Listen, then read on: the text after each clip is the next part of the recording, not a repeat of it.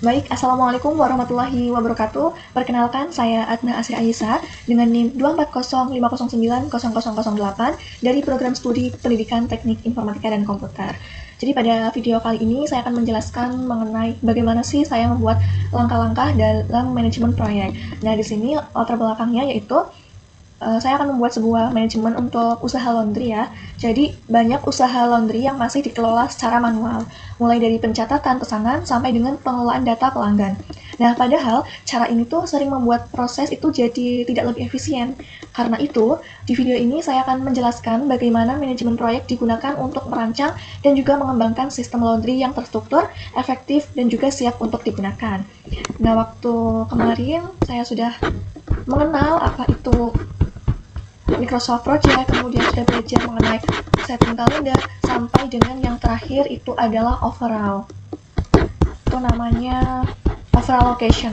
Nah, pada kesempatan kali ini, saya akan menjelaskan bagaimana saya membuat langkah-langkah atau membuat manajemen proyek yang telah saya tuliskan di laprak saya. Baik, langsung saja kita ke Microsoft Project-nya. Nah, ini adalah data yang sudah jadi. Kita akan coba untuk membuatnya dari awal. Nah, yang pertama itu kita akan setting kalender terlebih dahulu. Caranya adalah pilih menu project, kemudian project information, pilih waktu untuk menentukan tanggal mulai. Misal di sini mulai tanggal 1 Desember, terus kita klik OK. Terus biar nggak lupa kita save terlebih dahulu. Kita save di dokumen.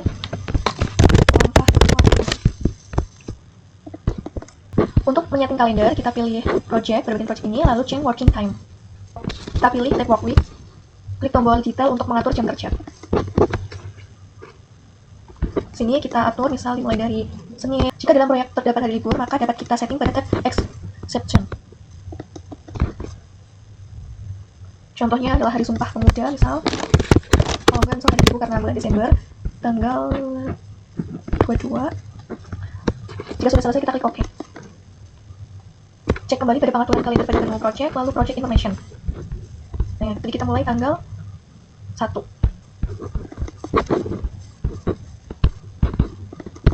Nah, selanjutnya kita akan menginputkan task pada Microsoft Project. Caranya yang pertama yaitu lakukan pengaturan pada tipe task dan juga schedule option. Yang pertama, lakukan pengaturan pada tipe task dari manual ke auto schedule. Kemudian untuk melakukan pengaturan pada option, itu pilih file, lalu option, kita pilih schedule.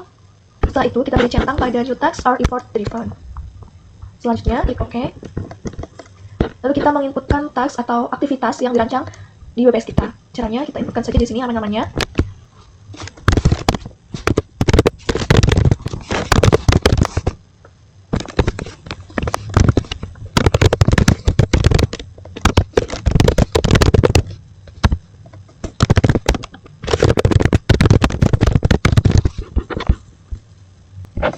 Nah, semua task telah saya inputkan. Setelah kita menginputkan berbagai task yang ada, selanjutnya kita akan menambahkan summary task pada project kita atau pada WPS kita. Nah, summary task itu merupakan tugas induk atau parent task yang berfungsi untuk mengelompokkan beberapa subtask atau tugas anak ke dalam satu kategori besar, sehingga nantinya itu mempermudah pengaturan struktur proyek. Contohnya ini adalah induk dari sebenarnya 1.1. Itu mereka adalah induk dari 1.1.1, 1.1.2, dan juga 1.1.3. 1.2 ini merupakan induk dari 1.2.1 dan juga seterusnya. Jadi seperti itu. Nah, gimana cara untuk menambahkan summary task? Caranya yaitu kita kelompokkan terlebih dahulu. Kita akan mengelompokkan nomor 1. Nah, kemudian kita klik summary yang ini. Nah, setelah itu akan muncul tampilan seperti ini. Kita berikan namanya. Jangan namanya analisis.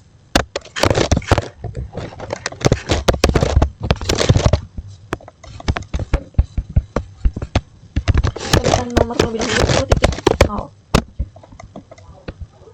Yang di sini kita, nah ketika dia posisinya sudah menjadi summary text, maka dia itu akan muncul seperti segitiga di pojok ini. Itu bisa menyembunyikan atau nantinya dia bisa menampilkan para anak-anaknya seperti itu. Baik, ini adalah tampilan dari summary text yang telah saya buat. Kita bisa menyembunyikannya atau menutupnya, atau kita bisa memperlihatkannya secara full. Ini adalah tampilan ketika kita menyembunyikan seluruhnya ya. Nah, yang selanjutnya adalah kita akan membuat milestone pada Microsoft Project atau pada project laundry saya. Nah, milestone itu apa sih? Itu adalah penanda penting dalam suatu proses atau proyek yang menunjukkan bahwa sebuah target atau tahap tertentu itu telah tercapai, seperti itu. Nah, untuk membuat milestone sendiri, caranya adalah kita letakkan kursor pada baris task yang selanjutnya. Nah, kemudian klik milestone pada ini, milestone. Kita Nah, nantinya itu akan muncul new milestone. Kita ubah namanya saja, misal di sini tuh karena ini bagian identifikasi kebutuhan, jadi saya akan ubah menjadi identifikasi selesai atau identifikasi kebutuhan dan itu. Sama, kita klik bagian kualitas, klik milestone, kemudian selesai. Pada bagian ini juga sama. Lakukan proses milestone sampai dengan tahap akhir. Baik, ini adalah tampilan milestone yang telah saya buat. Di sini ada identifikasi kebutuhan selesai, kemudian maaf ini belum ada namanya. Saya kasih selesai, lalu perencanaan proyek selesai dan sampai maintenance selesai. Langkah selanjutnya saya akan membuat sequential task, akan mengatur sequential task. Namun sebelumnya sequential task itu apa? Itu adalah hubungan antar tugas yang menunjukkan bahwa suatu aktivitas itu baru dapat dimulai setelah aktivitas sebelumnya selesai. Nah, gimana sih untuk langkah-langkahnya sendiri? Yang pertama adalah kita blok task yang akan kita atur urutannya. Selanjutnya kita klik tombol find the selected task. Yang ini ya. Nah, nantinya akan muncul urutan atau sequential task pada kolom predecessor. Ini akan muncul dalam kolom predecessor. Lalu untuk menambahkan sequential task pada task selanjutnya, itu dapat dengan cara klik task tertentu bersamaan dengan tombol kontrol, kemudian klik link. Jadi contohnya seperti ini, klik kontrol, kemudian klik ini juga, kita klik link.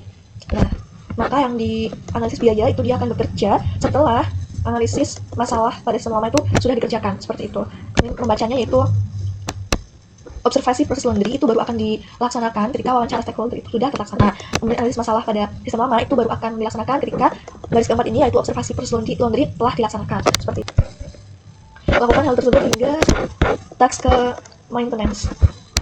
Baik, setelah sequential selesai saya buat, selanjutnya saya akan membuat durasi. Mohon maaf tadi karena ternyata belum saya record, jadi untuk durasinya sudah saya setting namun tadi tidak record. Contoh saya kontrol Z yang bagian bawah. Nah, ketika belum anak dari summary text-nya itu belum dikasih hari pastinya, maka untuk induknya itu akan tanda tanya.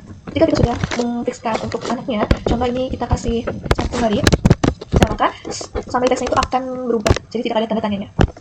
Langkah selanjutnya kita akan membuat sumber daya pada Microsoft Project. Jadi siapa saja orang yang akan mengerjakan teks ini, seperti itu.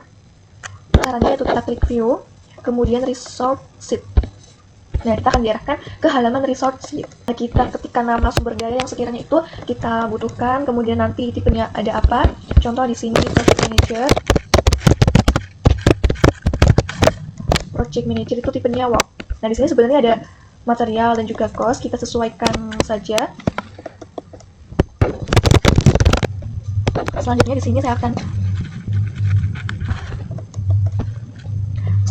akan mengatur tipe dari masing-masing resource name. Pada bagian tipe itu kita akan sesuaikan. Jadi misal work itu untuk SDM atau alat kayak project manager, kemudian PC. Terus untuk material itu barang yang habis pakai. Contohnya adalah API payment, kemudian kertas laporan, serta yang terakhir itu cost itu untuk biaya tetap seperti hosting atau transportasi. Ini saya akan sesuaikan terlebih dahulu, misal transaksi. Untuk bagian inisial itu udah otomatis ya, tapi kalau kita mau ganti juga bisa, contohnya nah, kita bisa mengganti. Di sini saya akan sesuaikan saja, jadi tidak akan saya ganti. Kemudian kita ke bagian max unit. Ini untuk max unit kira-kira ada berapa orang yang bekerja, contoh di sini 100 semua ya, jadi satu pekerjaan dipegang 1 orang full. Nah, pada bagian Azure ini itu merupakan metode pembebanan biaya, yaitu menentukan kapan biaya tersebut dicatat dalam laporan keuangan. Nah, start ini ada 3 jenis, start, end, dan juga prorated. Bedanya pasti untuk start itu biaya dihitung penuh saat tugas dimulai. Untuk end biaya dihitung saat tugas selesai, dan prorated biaya dihitung secara bertahap mengikuti progres tugas. Untuk resource setelah selesai saya buat, langkah selanjutnya yaitu kita akan menempatkan sumber daya pada task. Selanjutnya kita akan kembali ke belajar, silahkan klik ini saja. Nah, untuk masukkan sumber daya tadi di sini sudah muncul resource name ya teman-teman. Kita masukkan saja. Ini misal kita klik untuk wawancara, ini akan muncul siapa saja yang akan nantinya kita tugaskan di situ, seperti itu. Contoh di sini biaya perjalanan, kemudian laptop, project manager mana? Oh ini, dan juga sistem analis. Oke, selesai. Nanti akan muncul 3 cara. Kita lanjut, yang kedua biaya perjalanan lagi, sistem analis. Lalu yang ketiga sistem analis. Selanjutnya adalah analis biaya. Itu bisa dipegang oleh project manager. Baik, di sini penambahan sumber daya telah saya lakukan, dan ternyata pada bagian akhir itu terdapat over allocation sumber daya, di mana ini artinya adalah pengalokasian atau penempatan sumber daya yang berlebihan pada suatu task. Nah, di sini saya akan mencoba untuk mengatasinya. Untuk penyelesaian sendiri itu terdapat 2 cara. Yang pertama adalah dengan mengganti resource lain pada task yang over allocation. Dan cara yang kedua adalah dengan menaikkan level satu task yang over allocation. Dan di sini saya akan menggunakan penyelesaian yang kedua, yaitu dengan cara menaikkan level satu task yang over allocation. Nah, kita pilih task yang mengalami over allocation, kemudian klik menu research, kita pilih dulu yang mengalami over allocation ini adalah dua ini ya. Kemudian kita klik menu research, klik level selection. Nah, maka dia itu akan mengundurkan jadwalnya. Baik, video manajemen proyek laundry telah saya selesaikan, dan harapannya dengan adanya manajemen proyek ini jadi lebih terstruktur dan juga efisien cara kerjanya. Sekian dari saya, terima kasih. Wassalamualaikum warahmatullahi wabarakatuh.